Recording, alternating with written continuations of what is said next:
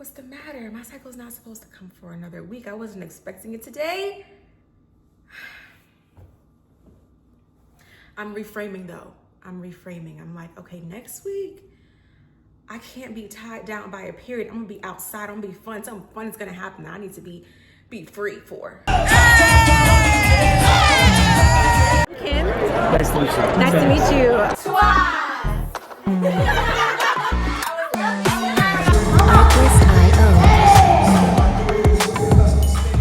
I knew it. I just knew it. We were gonna have a really eventful week.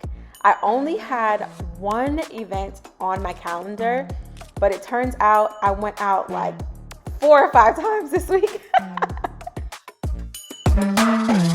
Music license. Our first stop was this Hills for ATL trap mat fitness / impromptu hot Pilates workout. This was just when I needed getting off of my period. I really didn't move as much as I wanted to. This got me back on track. I was sweating in there, okay? We was sweating in there. She worked us, and I was so happy that I was able to go. This workout in particular helped me to see the progress that I've made. It helped me to show that my stamina is up, and I'm really proud that I got through the whole thing, honestly.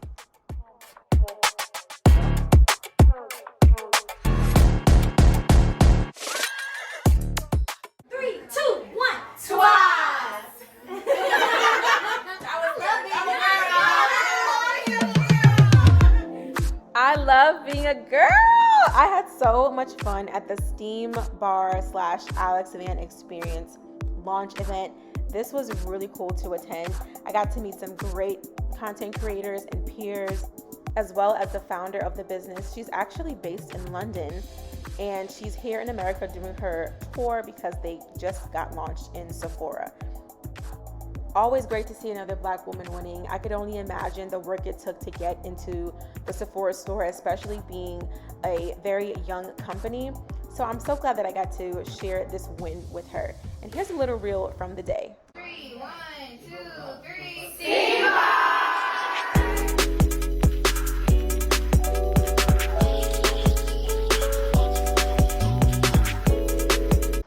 Midweek, we are at a coffee shop getting some work done, having the most delicious vanilla bean latte, because tomorrow on Friday we have another event to cover. It's called the Founding Fathers ATL event. It's their inaugural ceremony celebrating impactful and influential men in the city, aka big dogs doing big things, okay? I'm really excited to be in the room, 1, because they trusted me to get content for this, their very first event, and 2, to celebrate the good guys, because they very rarely get enough credit. The County Board of Commissioners recognized the 2026 class of Georgia's founding fathers for their leadership, dedication to service, mentorship, and commitment to strengthening their communities, and does hereby proclaim Friday, July 17, 2026, as Georgia's Founding Fathers Appreciation Day.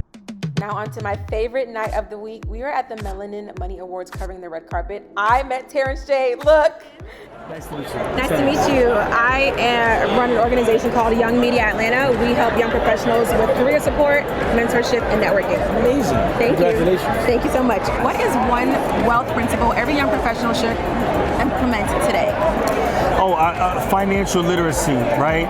The more you just understand how money works, the better off you'll be. I wish I could go back to when I was, coming out of high school or in college and really understand stock and the stock market, really understand what real estate meant. It took me years of accumulating it because the information just wasn't readily available like it is today. So I'm so happy to be a part of this show and so proud of the guys at Melanin Money for creating these platforms so that people can have all the information about financial literacy. Love that. Thank you. That was all. Short and sweet for me. Thank you. Thank you. Great to meet you. I just wanted to let you know that I'm fangirling just a little bit because we just bought my dad a set, a discovery set of Pound Skin. Yes. And he loves it. He's so excited. So I'm so happy to meet you. I'm going to send him this video. Absolutely. What's up? Yes. So congratulations on all your success. What is one wealth principle young professionals should apply today? Wealth principle, I would say, what you don't know, go and ask, right? I think as I've created my company, right, and I'm entering different territories, I think it's been important to build my network and connect with those who are doing what I'm doing and also doing more than what I'm doing, and then getting resources around wealth, right? What are they doing? How are they planning? How are they tax planning? How are they investing, right? So I think ask what you don't know and do not be afraid. And honestly, like, be annoying, right? But go to people who are doing what you want to do or also doing, honestly, way more than what you expected more, right? Because honestly, I feel like closed mouths don't get fed, and I refuse to be a closed mouth and not get fed and then be behind. So be ambitious with your asks. Awesome. Well, thank you so much. I appreciate you. Congratulations. Thank you. Have a good night. Thank you so much. I also covered this award show last year, and I remember being on the red carpet being so incredibly nervous I started to sweat. So I'm glad that one, I got invited back, and two, I was a lot more comfortable and prepared this time around.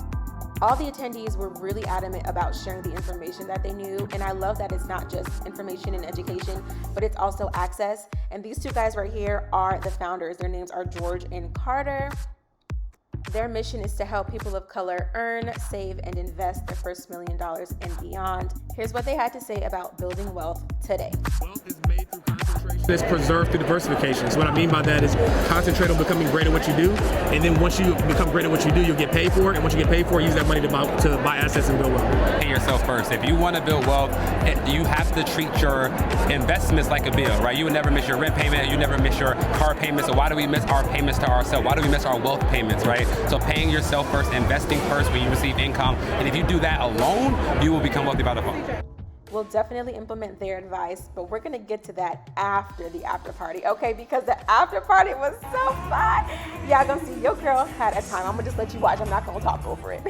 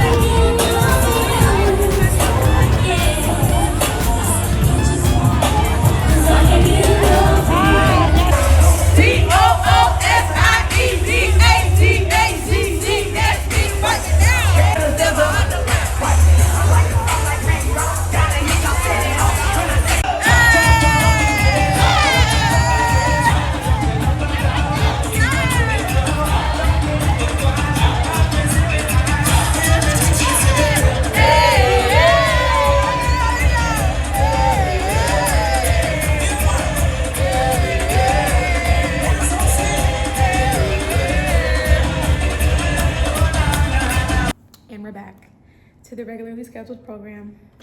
But what a fun time. Oh my God. I just knew. And I claimed it, and it came to be. And I am so happy. Like, I was thinking, I don't like to say, I can't believe this is my life, because I can't believe it. I believed and had faith for this life, so I can't believe that. But what I like to say is that I'm so grateful for my life. And I've just been praying to steward it well, steward my time well, my opportunities well, my resources well, my relationships well. Because honestly, we're just getting started.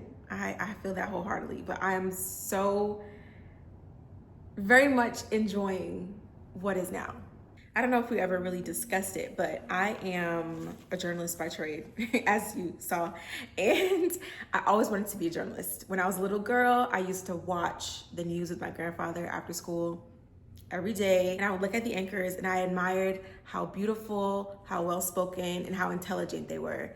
And I say, that's what I want to be. Beautiful, well-spoken, intelligent, and that's what I want to do, tell the news. And it's so funny, looking back at it now, that I was able to make that distinction so early on, even as a little girl. There's a difference between who you are and what you do.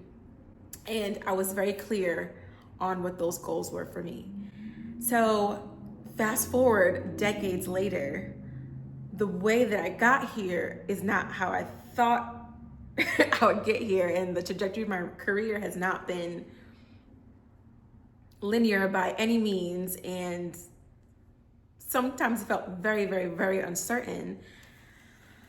But I'm here. We made it. I'm doing what I wanted to do, and I'm doing it with the freedom of it being on my own accord for my own platform.